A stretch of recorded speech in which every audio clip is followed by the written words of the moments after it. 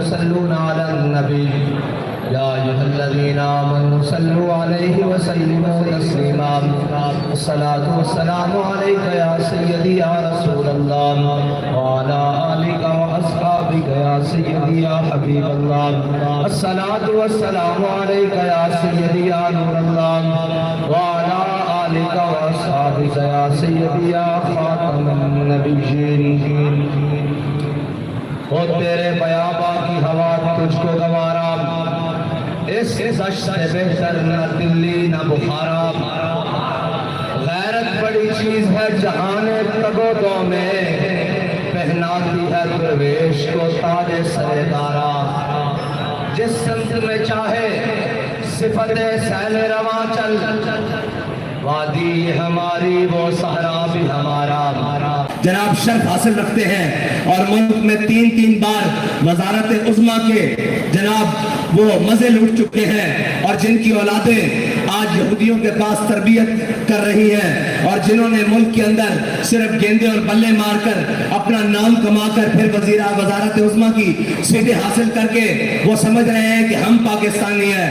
پاکستانی وہ نہیں ہے، پاکستانی وہ ہے کہ جب پاکستان کا پرچم اٹھانے پر گلے کٹ رہے تھے ہم گنت، اور جب پاکستان کا پرچم اٹھانے پر چھپ کر ہجرتیں کرنی پڑ رہی تھی، اور جب پاکستان کا نعرہ لگانے پر کنبے کے کنبے دریائے راوی میں قتل ہو رہے تھے، اور جب پاکستان کا نعرہ لگانے پر پوری کی پوری ٹرینیں سر کاٹ کر امرتسر سے لاہور بھیجی جا رہی تھی۔ پاکستان کا نعرہ لگانا اس وقت مشکل تھا، اور اس وقت مشکل ہمارے بڑے اپنے کاروبار نہیں چمکا رہے تھے، ہمارے بڑے اپنی ملیں اور انگریز سے جاگیریں نہیں حاصل کر رہے تھے، بلکہ ہمارے بڑے نعرہ لگا رہے تھے کہ بٹ کے رہے گا ہندوستان اور بن کے رہے گا پاکستان، اور پاکستان کا مطلب کیا، دستور ریاست کیا ہوگا، وہ تھے ہمارے بڑے۔ اور ان بڑوں کی لائن اسی طریقے سے آج ان کی اولادیں بھی، ان کو پتہ ہے انگریز کے ان غلاموں کو، ان انگریز کے ان جناب چاپلوسوں کو، ان انگریز کے نوکروں اور چاکروں کو پتہ ہے کہ اگر یہ حقیقی وارث جن کے بڑوں نے اس خطے پر 1000 سال حکومت کی ہے، جن کو حکومت کرنے کا پتہ ہے، جن کو حکومت کرنے کا ڈھنگ آتا ہے، جن کو پتہ ہے کہ غیروں سے بات کس رویے اور کس زبان میں کی جاتی ہے، ان کو پتہ ہے اگر پاکستان کے تخت پر حضور کے دین کا پرچم لے کر یہ بابا جی کے متوالے آ گئے تو پھر یہاں کسی کی چل نہیں سکتی۔ اس لیے آئے روز دن بدن ایک نئی ریشہ دوانیاں گھڑتے ہیں، کہتے ہیں کہ یہ جماعت انتہا پسند ہے۔ میں نے کہا یہ جماعت انتہا پسند نہیں ہے، یہ جماعت غیرت مند ہے، اور اگر غیرت مندی کا نام انتہا پسند ہے تو پھر میں بھی انتہا پسند ہوں، پھر میرے بچے بھی انتہا پسند ہے، پھر میرے کارکن بھی انتہا پسند ہے، پھر ہمارا بات بھی انتہا پسندی ہے۔ اور غیرت مندوں کو جب بے غیرتوں کو غیرت کی بات دلائی جائے نا تو وہ کہتے ہیں بڑی انتہا پسندی ہو رہی ہے۔ ہم ان کو غیرت دلانے کی بات کرتے ہیں۔ میں آپ کو پاکستان کی تاریخ کا ایک واقعہ سناتا ہوں۔ پاکستان بن گیا، کچھ دیر بعد، کچھ وقت گزرنے کے بعد ایک شخص ہندوستان میں گرفتار ہو گیا سمگلنگ کے جرم میں، جو پاکستان بارڈر کراس کر کے ادھر سمگلنگ کے جرم میں گرفتار ہو گیا۔ جب وہ گرفتار ہوا تو تب نیا نظام بن رہا تھا، تو وہ مقامی حکومت نے اس کو کہا ہندوستان کی کہ یار اس کو آج کی رات اپنے گھر میں بیڑیاں شیڑیاں ڈال کے رکھو، تو صبح پھر اس کو جو ٹوٹی پھوٹی بات سسٹم چل رہا ہے مجسٹریٹ کے سامنے پیش کریں گے۔ جب اس شخص کو رات میں رکھا گیا نا تو اس نے اپنی بیوی کو کہا چلے اس کو کھانا پینا دے دینا، جو بھی اس کا سامان ضرورت ہے، کپڑے شپڑے اس کو دو، صاحب ظاہر ہے یہ مجرم تو ہے لیکن ہمارا قیدی ہے۔ جب وہ خاتون، وہ سکھ آدمی کا گھر تھا، وہ سکھ شخص کا گھر تھا، وہ خاتون جب کھانا لے کر اس شخص کے سامنے آئی نا تو وہ کہنے لگی کہ تمہیں ہم نے پاکستان سمگلنگ کرنے کے لیے بنا کر دیا تھا، وہ شخص حیران ہو کے اس خاتون کی طرف دیکھنے لگا. اس نے کہا اچھا میرا جرم ہے اسمگلنگ، لیکن تم مجھے یوں کیوں کہہ رہی ہو؟ اس نے کہا بے غیرت اور بے شرم، میں مسلمان کی بیٹی ہوں. یہ وطن لوٹتے وقت انگریز مجھے اٹھا کر لے آئے تھے. میں تو انتظار میں تھی کہ کوئی محمد بن قاسم کا وارث آئے گا، کوئی صلاح الدین ایوبی کا وارث آئے گا، کوئی جناب محمود غزنوی کا وارث آئے گا. تم تو سمگلر نکلے، وہی سمگلروں کی اولادیں اور وہی سمگلر جو جناب آج سوئس بینک میں یہاں سے پیسے نکال کر وہاں بھیج رہے ہیں. یہ سمگلروں کی اولادیں ہم پر مسلط ہیں. اس خاتون نے، اس بہن نے کیا کہا؟ اس نے کہا ہم نے لاکھوں اپنی عزتیں اس لیے لٹوائی تھی کہ تم سمگلنگ کرو. ہم نے تو عزتیں اس لیے لٹوائی تھی کہ وہ پاکستان بننے جا رہا ہے جس پاکستان میں حضور کے دین کا پرچم بلند ہوگا. یہ ہے ہماری داستان جس کو خون سے لکھا جائے تو شاید بھی کم ہو. اتنی قربانیاں دینے کے بعد یہ پاکستان ہم نے حاصل کیا، لیکن ان لائنوں نے پاکستان کو 75 سال تک جناب اس کو کھا بھی لیا. اس کو جس کا دل چاہا، جہاں سے دل چاہا، اس نے اس کو کھایا بھی، توڑا بھی، اور جو نقصان پہنچا سکتا تھا نقصان پہنچایا بھی. لیکن میں ایک بات کہتا ہوں کہ ہمارے بڑوں نے خون جو دیا، ہم نے اس سے غداری نہیں کی. نہ ہمارے بڑوں نے غداری کی، نہ ان کے بڑوں نے غداری کی، نہ سید ابو الحسنات نے غداری کی، نہ سید دیدار علی شاہ نے غداری کی، نہ علامہ خادم حسین رضوی نے غداری کی، نہ جناب علامہ عبدالستار خان نیازی نے غداری کی، نہ جناب سردار عبدالرب نشتر نے غداری کی، اور نہ لیاقت علی خان نے غداری کی، نہ مولانا شوکت علی جوہر نے غداری کی. ہمارے بڑوں نے اس پاکستان کے ساتھ اور اس پاکستان کے نعرے کے ساتھ غداری نہیں کی. غداری زرداری نے کی، غداری نواز شریف نے کی، غداری ضیاء الحق نے کی، غداری پرویز مشرف نے کی، غداری جناب عمران خان نے کی. جو کل کھڑا ہو کے کہہ رہا تھا، لوگ کہہ رہے تھے کہ جناب یہ تو بڑا محب وطن ہے. میں نے کہا کیسے محب وطن ہے؟ کہتا جی وہ بہت بڑے اسٹیڈیم میں جہاں ہزاروں لوگ آتے ہیں وہاں کھڑا ہو کے قومی ترانہ پڑھا ہے. میں نے کہا تجھے منافق کا نہیں پتا، یہ تو قومی ترانہ ہے. منافق تو پیچھے کھڑے ہو کر فرض نمازیں پڑھ رہے تھے.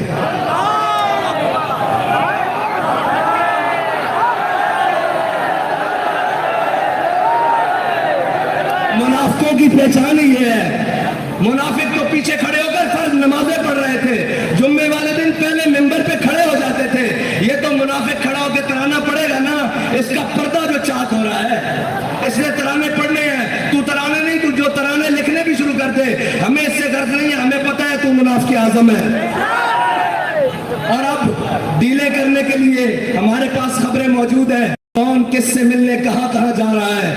یہ یاد رکھنا، وہ کوئی بھی ہو جس نے اس پاکستان کے ساتھ کسی قسم کی بھی غداری کی ہے، تحریک لبیک پاکستان والے اس کے وجود کو قبول نہیں کریں گے، اس کے وجود کو قبول نہیں کریں گے. جس نے کہا یہ عارضی لائن ہے، اس کے وجود کو قبول نہیں کریں گے. جس نے کہا جناب ہم ایک ہی رحمان اور رام کو مانتے ہیں، اس کی وجود کو پاکستان والے قبول، تحریک لبیک پاکستان والے اور یہ ملت قبول نہیں کرے گی. اس لیے کہ وہ جس سے اس وطن کی جیل تو نہ کاٹی گئی اور بھاگ کر لندن جا کر بیٹھ گیا، جس کو لندن کے ایسی راس آئے ہوں، اسے ملت کے درد کا کیا پتا، اسے قوم کے درد کا کیا پتا. اس کو کیا پتا کہ یہاں بیٹیاں غربت کی وجہ سے تمہارے کرتوتوں کی وجہ سے کاٹی جا رہی ہیں، ہمارے کرتوتوں کی وجہ سے نہیں. تم نے اس ملک کے عوام اور قوم کو اس حد تک لے جایا ہے کہ سارے دیکھ کر کہتے ہیں کہ یار یہ تم نے پاکستان حاصل کیا، یہ تم نے نعرہ لگایا، یہ تم نے اپنے وطن کے ساتھ کیا. میں ان سب کو کہتا ہوں ہم نے اپنے وطن کے ساتھ کچھ نہیں کیا. ہم نے لاشیں اٹھائیں، بھائی زخمی کروائے، بچے اپنی بچیاں جیلوں میں بھجوائیں، اپنی خواتین کی جناب گھروں کی چادر اور چاردار دیواری کی پامالی کی، لیکن اپنے پاکستان کے خلاف ایک حرف نہیں بولا، ایک سوچا بھی نہیں، بلکہ یہ کہا کہ اوے یہ پاکستان ہمارا ہے، یہ پاکستان ہمارے بڑوں نے بنایا ہے. ابھی فی الحال یہ کچھ جناب وہ چند ناہنجاروں اور غداروں کے ہاتھ میں ہے، لیکن یہ یاد رکھنا وہ کہہ گئے ہیں نا کہ منزلیں عشق کی آسان ہوئی چلتے چلتے. آپ کو اس لیے زیادہ چلاتے ہیں تاکہ آپ کو اندازہ ہو جائے، اور جب آپ کے ہاتھ کوئی چیز آئے، اس حکومت کی یا اس جناب ریاست کی کوئی ذمہ داری آئے، تو آپ کو احساس ہو کہ ہم کیسے چلتے چلتے اس منزل تک پہنچے ہیں. آپ کو اس چیز کا احساس رہے کہ ہم نے کتنی مشکلوں سے جا کر وہ چیز حاصل کی ہے، ان کو کیا پرواہ ہو؟ ان کے کون سے بچے لٹے ہیں؟ ان کے کون سے قافلے لٹے ہیں؟ ان کو کیا پرواہ ہو؟ بچے تو ہمارے لٹے تھے، اور جناب خاندان تو ہمارے کٹے تھے، اور جناب ٹرینیں تو بھر کر ہمارے سروں کی آئی تھی۔ یہ تو آئے اور امریکہ نواز بیٹھ کر آ کر، کوئی برطانیہ نواز، کوئی امریکہ نواز، کوئی انگلستان نواز، کوئی فرانس نواز، وہ آ کر ہمارے پر حکمران بن گئے۔ یہ درد تو ہمیں ہے نا، یہ درد کو مزید بڑھانے کے لیے منزل عشق کی آسان ہوئی چلتے چلتے، منزل عشق کی آسان ہوئی چلتے چلتے، اور چمکا تیرا نقش کفے پا آخر شب، اور چمکا تیرا نقش کفے پا آخر شب۔ اور یہ یاد رکھنا، منزلیں انہیں کو ملتی ہیں جو موسم کے اور گرمی اور سردی کا اور جو خزاں بہار کا انتظار نہیں کرتے، جو موسم کی سختی اور جناب گرمی کا نہ کرتے ہیں، شکایت کرتے ہیں، نہ موسم کی سختی اور گرمی کو جناب کو جانتے ہیں، تو ان کے لیے کہتا ہے شاعر کے سردی اور گرمی کے عذر پہ ہی چلتے، جو خزاں بہار کا انتظار نہیں کرتے، جو موسم کی سختی اور جناب گرمی کا نہ کرتے ہیں، شکایت کرتے ہیں، نہ موسم کی سختی اور گرمی کو جناب کو جانتے ہیں، تو ان کے لیے کہتا ہے شاعر کے سردی اور تحریک لبیک پاکستان والے اپنی منزل کی جانب چلتے چلتے آسانیاں اور جناب مشکلیں دیکھ کر رک نہیں رہے، بلکہ وہ اپنی منزل کے جانب جا رہے ہیں۔ اور انشاءاللہ اگر آپ اور میں اخلاص کے ساتھ کام کرتے رہے تو جو انہوں نے 75 سال اس وطن عزیز پاکستان کے ساتھ کیا ہے، اس کا کفارہ اگلے 25 سال میں ہو سکتا ہے، اگر تم اور میں وفادار رہے اس وطن کے ساتھ، اگر قوم نے اپنی آنکھیں کھول لی تو انشاءاللہ۔ ویسے بھی ہمارے شاہ صاحب کہا کرتے ہیں کہ یہ خطہ ایسا ہے 100 سال نہیں نکالتا، یہ خطہ وہ ہے جو 100 سال نہیں نکالتا، 75 تو نکال گیا ہے، 25 انشاءاللہ تحریک لبیک والے نکالیں گے۔ اس کے لیے محنت درکار ہے، اس کے لیے خون پسینہ کرنے کے لیے اور جناب اپنی جان فشانی کے ساتھ کام کرنے کے لیے وقت درکار ہے، اور کسی ملامت کرنے والے کی ملامت نہیں سننی، کسی ڈرانے والے کا ڈر نہیں سننا، اور جناب کسی کی بھی بات اپنے کانوں تک نہیں پہنچنے دینی، اس لیے کہ ہمارے علامہ صاحب فرما گئے ہیں غیرت بڑی چیز ہے جہان تگ و دو میں پہناتی ہے درویش کو تاج سر دارا۔ وہ لوگ جو آج جناب یہ سوچتے ہیں کہ بابا جی کو یہ مقام کیسے ملا، بابا جی نے پہلے ہر مکان اور مقام اپنے ٹھوکر کے ساتھ پیچھے کیا ہے، اس لیے یہ مقام ملا ہے۔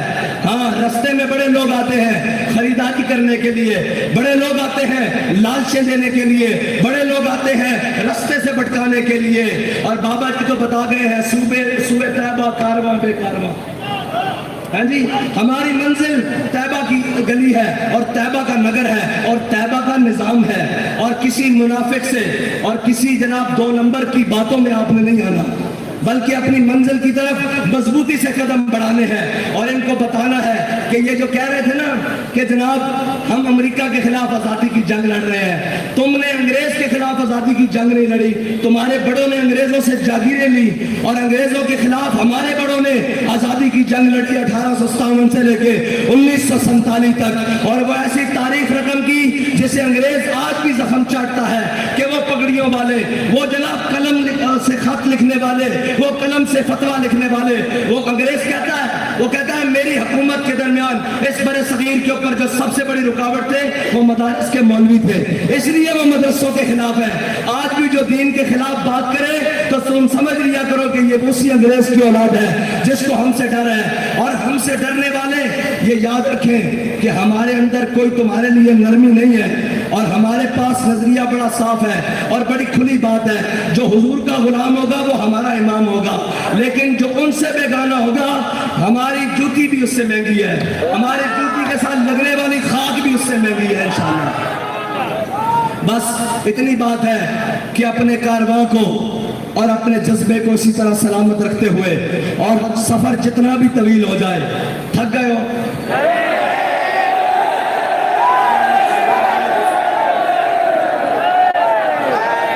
میں پچھلے سال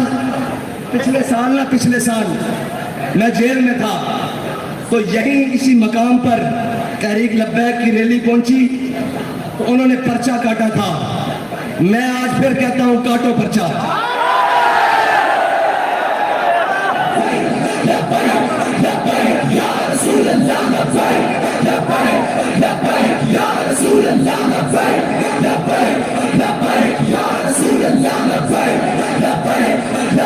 ایک ایک کا نام گن لو, ایک ایک کی شکل یاد کر لو. کاٹو پرچہ.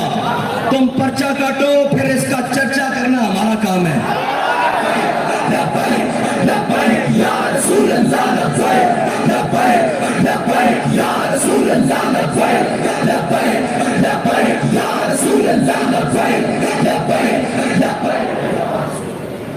اور آج ایک بیان چل رہا تھا کہ جی بہت بڑی غلط فہمی ہے کہ اسلام تلوار سے پھیلا ہے. میں نے کہا لانتی اور مردود, یہ سب سے بڑی غلط فہمی ہوگی کوئی تجھے انسان مانے. تیرے اندر انسانیت والی خصلتیں بھی نہیں ہے. نہ تجھے روحانیت کا پتہ, روحانیت پڑتا ہے, نہ تجھے کسی بات کا پتہ, نہ تجھے کسی کام کا پتہ. حکومت تجھ سے چل نہیں سکی, ملک کے خلاف تو بکتا ہے, اداروں کے خلاف تو بکتا ہے. چیز تیرے شر سے کوئی بچا نہیں. یہ ایک واحد شخص آیا ہے پاکستان میں جس کے شر سے کوئی محفوظ نہیں. نہ دیندار محفوظ, نہ تاجر محفوظ, نہ وکیل محفوظ, نہ جج محفوظ, نہ جناب فوج محفوظ, نہ وطن محفوظ. اس کے ہوتے ہوئے کشمیر کی فروخت ہوئی ہے. بڑی بڑی جو باتیں آئیں, بڑا بڑا مشکل وقت آیا, لیکن یہ لعنت کا توق اس کے گلے میں پڑا ہے کہ کشمیر فروخت ہوا ہے اور برسر عام فروخت ہوا ہے. اس نے کہا ہے, اور اس نے اپنی بڑی محفل میں کشمیر کا جھنڈا پکڑنے سے بھی انکار کیا ہوا ہے. اگر قوم بھولے نہ تو, لیکن قوم کو اب اپنے جناب دماغ حاضر رکھنے پڑیں گے. یہ نہیں کہ کوئی آگے کہے میں امریکہ کے خلاف ہوں اور میں جناب اس کے خلاف ہوں, میں آزادی کی جنگ لڑنا چاہتا ہوں اور میں یہ وہ. میں نے کہا آزادی کی جنگ تو وہ لڑے نا جس نے غلامی قبول کی ہو. اس کا مطلب ہے تو غلام تو ہے نا, یہ تو مانی بات.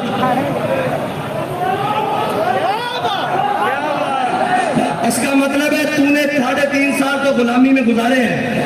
آزادی کی جنگ ہم لڑ رہے تھے جس نے نہ تیری غلامی قبول کی, نہ نواز شریف کی غلامی قبول کی, نہ شاہد خاقان کی غلامی قبول کی, نہ پرویز مشرف کی غلامی قبول کی. آج ظالم کے سامنے بھی کھڑے رہے, آج جابر کے سامنے بھی کھڑے رہے, اور جو حق بات کہنے کے لیے قیمت دینی پڑی اس کو بڑا سیدھا چوڑا کر کے قیمت دی, اور یہاں لاشیں اٹھانی پڑی, خون دینا پڑا, بڑا کھل کے دیا. اور نہ جناب اس کے بعد اپنی بات سے پھرے ہیں, بلکہ یہ کہہ رہے ہیں کہ محفل کون و مقام سحر و شام پھرے, لے کے میں توحید صفت جام پھرے, کو ہمیں دشت میں لے کے تیرا پیام پھرے, اور تجھ کو معلوم ہے کبھی ناکام پھرے. سب جانتے ہیں نہ مشرف کے دور میں ناکام پھرے, اور نہ جناب نواز شریف کے, اور نہ وہ خاقان کے, اور نہ جناب اس عمران خان کے, اور ابھی بھی جو آئے بیٹھے ہیں ہم انہیں صرف اتنا ہی کہتے ہیں کہ واپس آ جاؤ حضور کے دین کی طرف. ڈالر تم سے سنبھل گیا, کہتے ہیں کہ معیشت معیشت معیشت معیشت. میں نے کہا ہے اللہ کے بندو, ہم نے پاکستان معیشت کے لیے نہیں بنایا تھا, معیشت کو تو تم نے برباد کیا ہے.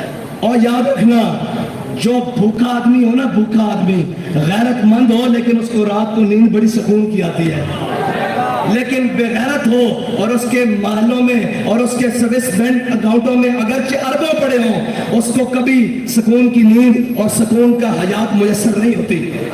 تم بے شرم ہو اور بے غیرت ہو, اور قوم کے لوٹنے والوں کو کبھی اطمینان حاصل نہیں ہوگا. اگر اس کی انجام دیکھنا ہے تو پرویز مشرف کی تازہ صورتحال دیکھ لیا کرو, کبھی یہ دیکھ لیا کرو کہ انجام کتنا برا ہے. یہ 4 دن کی چاندی ہے, یہ 4 دن کی طاقتیں ہیں. وہی بات ہے, طاقتیں تمہاری ہے, خدا ہمارا ہے, اور ہمارا بھروسہ کسی پر نہیں ہے. کسی کو اپنی طاقت کا زوم آج بھی ہے تو وہ ہم اسے کہتے ہیں کہ تم اپنی طاقت آزما لو. ہم سینے وہی رکھتے ہیں جو احمد اللہ شاہ مدراسی والے ہیں, ہم سینے وہی رکھتے ہیں جو امام فضل حق خیر آبادی والے ہیں, ہم سینے وہی رکھتے ہیں جو مولانا عنایت کاکوری والے ہیں, ہم سینے وہی رکھتے ہیں جو کفایت اللہ کافی والے ہیں, اور ہمارے سینوں کو نسبت امیر المجاہدین والی ہے.